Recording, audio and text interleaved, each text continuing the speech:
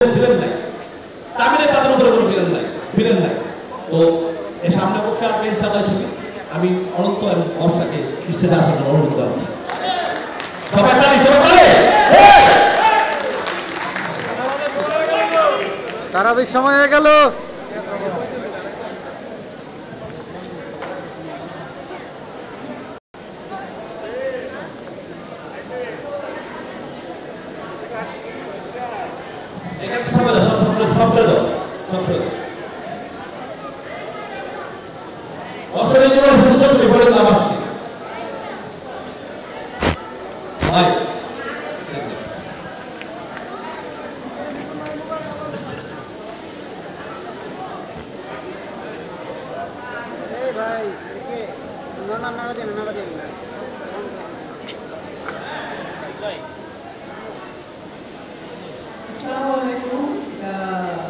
আসলে প্রোগ্রামটা একটু লম্বা টাইমিং হয়ে যাচ্ছে, রোজার পরে মানুষের হাতে আমার কিছু থাকে না, সুন্দর করে একটু গুছিয়ে বসে থাকে। এখানে সবাই আমাদের গণমাধ্যমে দাঁড়িয়েছেন, আর সবাইকে দেখে খুব ভালো লাগছে।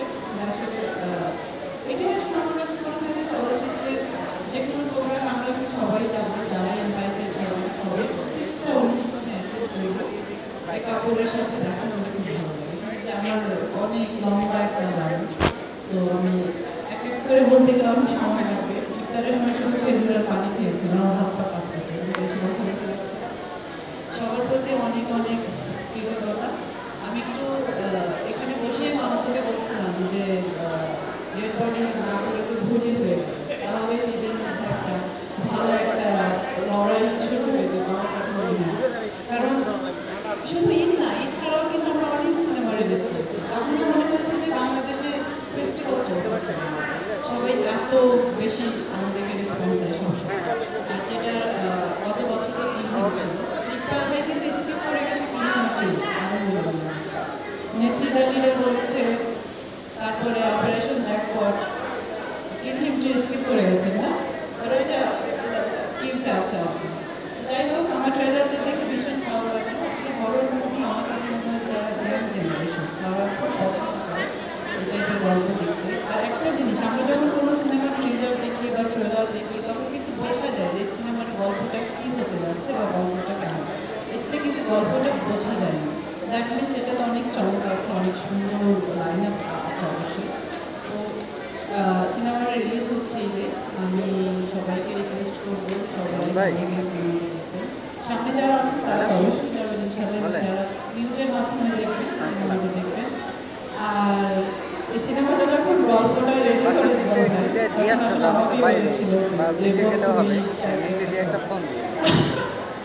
আমার কাছে মনে হচ্ছে যে এটা নতুন একটা এক্সপিরিয়েন্স ছিল, করতে পারিনি, আমি একটু ঝামেলা ছিলাম অফিস থেকে। তো ব্যাপার না, আমি করিনি, এখানে আর দুজন করেছে, মিষ্টি করেছে, ওকে। তো ওদেরকে খুব ভালো লেগেছে। আর মিষ্টি তো খুবই মিষ্টি, খুবই সুইট একটা মেয়ে, সেটা আমার খুব ভালো একটা বাড়ি। প্লাস এখানে রোশন আছে, হ্যান্ডসাম হিরো, সবার পছন্দের হিরো। আরও সিনেমাতে আরেকটা মুভি আসতেছে, যে 2টা মুভি রিলিজ হচ্ছে। সব সিনেমাই দেখবেন আপনারা, সব সিনেমার প্রচার করবেন, সব সিনেমাকে আসলে আমরা এগিয়ে নিয়ে যেতে চাই। আমরা বাংলা চলচ্চিত্রের সাথে কাজ করতে চাই, এটাই হচ্ছে আমাদের মূল উদ্দেশ্য হওয়া উচিত। সব সিনেমার জন্য অভিনন্দন, ভালো থাকবেন। অ্যাডভান্স এগিয়ে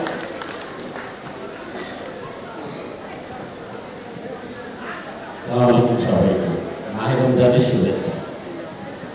সত্যিও কাজী হায়াত স্যার ছিলেন এখানে, এখন দেখছি না। আমাদের সত্যিও Chandra uncle sir, Mahmud Ali sir, তারপরে আমাদের ভাই রশিদ ভাই, আয়েব ভাই, আর আলমগীর ভাই, ওনাকে আমরা ইনভাইট করে নিয়ে আসছি, এখানে ওনার টিম শো আসছে, রাজু ভাই, তারপরে হচ্ছে জাহিদ ভাই, সেতু ভাই, অনেকেই আসছে। আর এখানে 2টা নায়িকা আছেন। আর সবচেয়ে বড় কথা, রচনীর কথা পরে বলবো, এবার আমার অমর সানি ভাই। এই পোস্টারটা আমাকে যখন পাঠায় আমাদের ইকবাল ভাই, আমার হোয়াটসঅ্যাপে পাঠায় পোস্টারটা করে। সত্যিকারে আমি পোস্টারটা দেখে আমি কিন্তু অমর সানি ভাইকে প্রথমেই কিনে ফেলেছি। তারপরও না চিনার ভান করে ওনাকে বলছি যে আপনি হলিউডে কোন পোস্টার পাঠাই দিলেন। ভালো লাগছে আপনাকে, অসাধারণ ভালো লাগছে। আমি আপনাকে না দেখে বলতেছিলাম যে আপনার কাছে পৌঁছাইতে হবে না, এত সুন্দর একটা পোস্টার। কিন্তু যখন পোস্টার উন্মোচন করে তখন বোধহয় এফডিসির এই গার্ডেনে আপনার পোস্টার সহ আপনার ছবি সহ আমি দেখেছি। অত্যন্ত একটা ভালো ছবি, অনেক সুন্দর ছবি বানিয়েছে ইকবাল ভাই। যখন কিলিং করে, আমি জানেন আমি একটু হাইটেক মুভি পছন্দ করি। ইকবাল ভাইকে নিয়ে যখন আমরা গল্প নিয়ে বসি তখন দেখলাম রিয়েলি ইকবাল ভাই এবং বাবু ভাই যে গল্প লিখেছে ওনাদের মধ্যে খুব ভালো বন্ডিং। আর ইকবাল ভাই অনেক মানে অ্যাডভান্স চিন্তা করে, এই জিনিসটা অনেক ভালো। অ্যাডভান্স চিন্তা না করলে এই সমাজে এখন চলাও যাবে না, কারণ এখন সবার হাতে ফোন। এখন আমরা ইচ্ছা করলেই কিছু বাঙালি মানুষ দেখবে না। এই অ্যাডভান্স চিন্তার কারণ হচ্ছে কিউরিম, আপনি যেটা করেছেন এটা অনেক সুন্দর হয়েছে। আমাদের জন্টু আঙ্কেল স্যার একটা গল্প লিখছে আমাদের জন্য। আমি জন্টু আঙ্কেলকে স্যারকে বলেছিলাম যে আমরা যে ধরেন সাদা কালো ছবি দেখেছি বা কালার ছবি দেখেছি, অবুজ মন, মাটির ঘর, এত বিখ্যাত ছবি যেগুলো আপনারা করেছেন, এখন এই ছবি হারিয়ে গেল কেন? এখন এই ছবি হারালো কেন? এই ছবি আমাদেরকে দিয়ে করা। জন্টু আঙ্কেল একটা গল্প লিখছে, সেই টাইপের গল্প, মানে মাটির ঘর, অবুজ মন, এই টাইপের একটা গল্প জন্টু আঙ্কেল লিখছেন। এটা আমরা ইনশাল্লাহ করবো। আর মাহমুদ কলি স্যার, এটা আমরা আপনার অনেক ছবি দেখেছি। ইজ রিয়েলি গ্রেট হিরো এবং ইউ রিয়েলি ভেরি হ্যান্ডসাম, অনেক ভালো আপনি। আর আপনি যার সাথে এখন দুইজন জুটি বেঁধেছেন, নিপুণ ম্যাডাম, হ্যাঁ জুটি মানে আপনাদের সিনেমার জুটি না, মানে রাজনৈতিক জুটি না, সেটা চলচ্চিত্রের জুটি। যেটা করেছেন শিল্পী সমিতি নির্বাচন, এটা একটা ভালো কাজ করেছেন। কারণ উনি একজন মানে মেয়ে মানুষ হয়েও কিন্তু অনেক কষ্ট করে, অনেক কাজ করে। আমরা চাই আপনাদের বন্ধনটা ভালো থাকুক। মানে আবার কেউ ইউজ করেন না, আমি ওই বন্ধন কথা বলে দিই। ইকবাল ভাই এবং জন্টু আঙ্কেল স্যারের দুইটা কথার ব্যাপারে আমি কিছু কথা বলবো। আমাদের জন্টু আঙ্কেল স্যার বলেছেন ইন্ডাস্ট্রিতে দুইজন হিরো, অনন্ত জলিল, শাকিব খান। এই ব্যাপারে আমি কিছু কথা বলতে চাই। আমরা যখন অপারেশন জ্যাকপট করি, সারি হচ্ছে ডিরেক্টর, রাদীপ ভাই আরেকজন আছে ইন্ডিয়ান ডিরেক্টর। আমি আসলে এরকম কাজ থেকে কারোর সাথে মিশিনি। আমি রোশন, তারপরে জয়, ইমন, নীরব, রোশান, শিপন, আমান, সবার নাম এখন আমার মুখস্থ। একটা ভালো বন্ডিং আছে এর ভিতরে। আমি দেখলাম রোশানের যে ভয়েস, ওর ভয়েস অত্যন্ত সুন্দর, অনেক বলিষ্ঠ ভয়েস। ও যদি আর্মি টাইপের, আমাদের ডিরেক্টর স্যারা যারা আছেন এখানে, অনেক প্রডিউসার স্যার আছেন, যদি এই টাইপের ভয়েসের যদি রোশানকে দিয়ে ছবি করানো হয়, মানে ও একদম লিড হিরোদের মধ্যে একজন হয়ে যাবে। ওর ভয়েস খুব স্ট্রং ভয়েস। এই জন্যে এটা আসলে একজন হিরো স্ক্রিনে দেখতে দেখতে মানুষ তাকে পছন্দ করে, সেটা সুযোগ পেতে হয়। সেটা সুযোগ কারা দেয়? সেটা দেয় হচ্ছে ডিরেক্টর এবং প্রডিউসার। এই দুজন যখন সুযোগ দেয় তখন একটা আস্তে আস্তে একজন আর্টিস্ট থেকে সে আর্টিস্ট, তারপরে star, super star, mega star হয়ে যায়। তার মধ্যে রোশনের মধ্যে গুণ আছে, জয়ের মধ্যে গুণ আছে, আর বাকি সবাই আমরা আগে থেকেই চিনি, নীরব, সবাই সত্যিকারের সবাই খুব ভালো আর্টিস্ট। আমরা যখন একসাথে কাজ করেছি দেখেছি ওদের মধ্যে অনেক মেধা। আর জয়ের মধ্যে আরেকটা জিনিস আমি ফলো করেছি, আমরা নদীতে কাজ করতেছিলাম, স্রোত ছিল, অনেক স্রোত। মানে আমরা যখন আমরা কিন্তু 4-5 দিন সারা দিন নদীর ভিতরে খোলা পানি, সুরমা নদী কাজ করেছি। আমি দেখেছি জয় ইভেন আমাদের হিরোদের মধ্যেও ও নিজে অনেক দূর থেকে এসে হাত ধরে ধরে সবাইকে নিয়ে যাচ্ছে। এই যে মানুষের ভিতরে একটা মানবতা, উদারতা এবং নিজেকে স্যাক্রিফাইস করা, এই জিনিসগুলি যাদের মধ্যে থাকে তারাই কিন্তু ভালো মানুষ।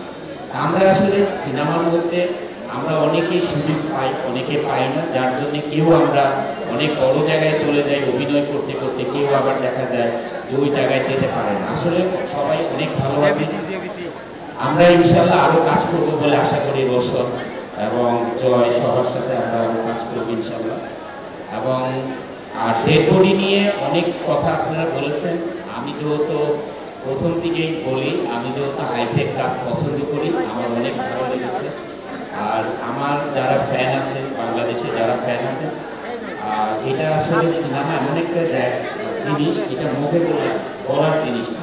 আমাকে ইকবাল ভাই যখন স্টেজে বলেছিল যে অন্তত আপনি কথা বলবেন না, আমি বলছি আমি ট্রেলার দেখার পরে বলবো, আমি ট্রেলার দেখে তারপরে কথা বলবো, কারণ আমি বানিয়ে কিছু বলতে পারবো না। এই জন্য আমি ট্রেলারটা দেখেছি, সত্যিকার অসাধারণ একটা ট্রেলার। ছবিটা অবশ্যই ভালো হবে। বর্ষা যেটা বললো যে ইকবাল ভাই তো অনেক টুইস্টটা রেখে দেয়, যে গল্পটাকে ক্লিয়ার বোঝাতে দেয় না, যেটা বলে যে মানুষ দেখবে। এটা তো অনেক টুইস্ট আছে এবং অনেক সুন্দর ছবি বানিয়েছে। আমি যেটা আলমগীর ভাইয়ের সাথে একমত হয়ে বলতে চাই, আমরা কেন সবাই ঈদেই ছবি রিলিজ করবো? কেন আমরা ছবি তো রিলিজ করবো, সারা বছর রিলিজ করবো। এই মাহমুদ কলি স্যার আছেন, অমর সানি ভাই আছেন আমাদের, ওনারা ছবি রিলিজ করে নাই, সারা বছর ছবি রিলিজ করে নাই। আয়েব ভাই আছেন, সবাই তো ছবি রিলিজ করে। তাহলে এখন এই মানে আমাদের দেশে একটা প্রথা হয়ে গিয়েছে, এখন আমরা ঈদের জন্য ছবি বানাবো 13-14টা, আমরা ঈদের ছবি রিলিজ করবো। What is this? তাহলে হল মালিকরা কি সিনেমা হল বন্ধ করে দিবে? এদিকে আমরা আন্দোলন করবো ভারতের ছবি আনা যাবে না, আর সারা বছর আমরা ছবি রিলিজ করবো না। What is this? তাহলে হল মালিকরা তো আস্তে আস্তে এই কারণেই 800-1600 হল থেকে আজকে হলো 80টাতে পৌঁছেছে। কয়দিন পরে থাকবেই না, হয়তো কয়দিন পরে থাকবেই না। আগে আমরা সিনেপ্লেক্স কি বলতে স্যার যখন শুরু হলো, সিনেপ্লেক্স শুরু হলো, সিনেপ্লেক্স সিনেমার জগতে। তারপরে নিঃস্বার্থ ভালোবাসা দিয়ে যমুনা সিনেপ্লেক্স শুরু হলো। এগুলো তো আমাদের পরে আসছে। আমাদের ঐতিহ্য তো সিঙ্গেল স্ক্রিন, সিঙ্গেল স্ক্রিন তো হারিয়েই গেছে এখন। অমর সানি ভাইয়ের ছবি কি আমি মধুমিতাদের ছবি দেখতে যাই কত ধাক্কা গেছে টিকিট কেনার জন্য। এটা কি ঈদের জন্যই বসেছিল না ঈদের জন্য বসেছিলাম? আমার বক্তব্য এগুলো থেকে বেরোয় আসতে হবে। আমি এই কারণেই বলেছি নেত্রীদা লিডার ছবি আমরা ঈদে দিব। ইভেন তো আমি যেই ছবি রিলিজ করব সেটা নিয়ে আমি অনেক আগে থেকে চিন্তা করবো যে ঈদ ছাড়া কেন দর্শক হলে যাবে না, দর্শক কি সিনেমা দেখা ভুলে যাবে? আমরা 11 মাস কোনো ছবি দেখবো না, শুধু 1 মাস ছবি দেখবো, এরকম হতে পারে না। বা 2 মাস ছবি দেখবো, 10 মাসই দেখবো না।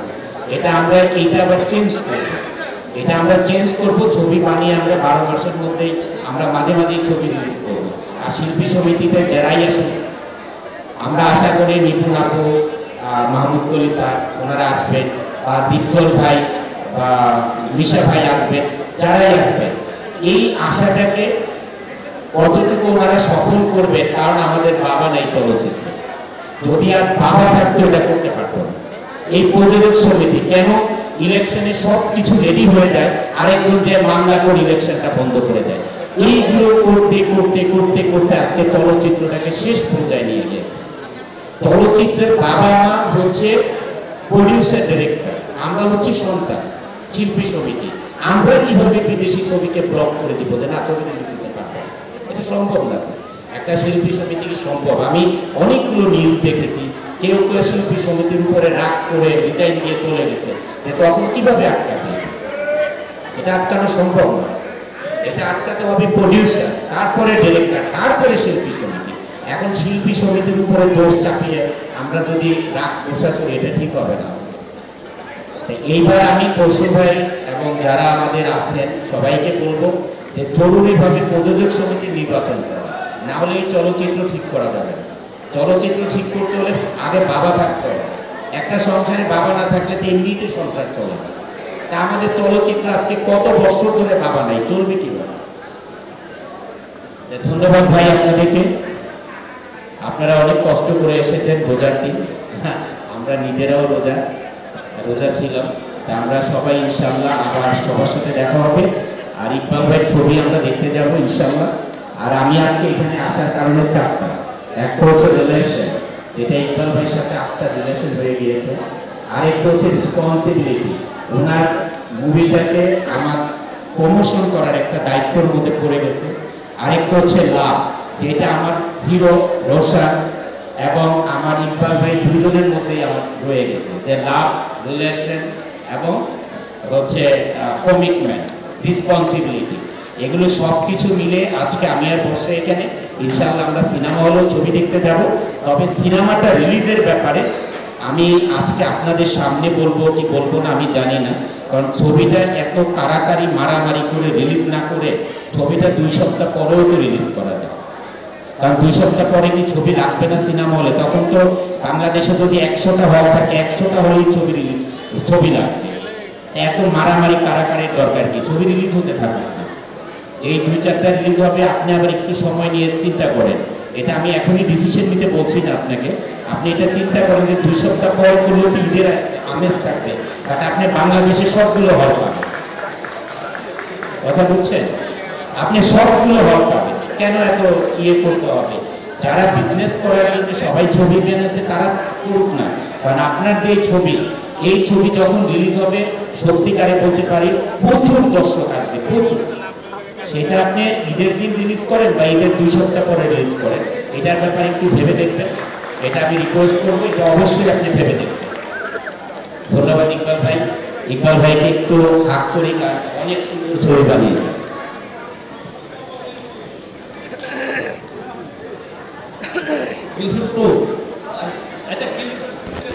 আমাদের মিশা ভাইয়ের সাথে কম্পিটিশন ভিলেন, এবার সানি ভাইও কিলিং টুতে এবার ভিলেন হয়ে যাবে। ওয়ার মুভি দেখেছেন না? মানে এবার ভিলেন ছবি বানানো হবে কিলিং টু।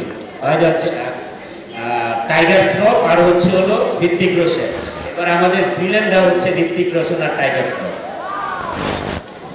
আসেন।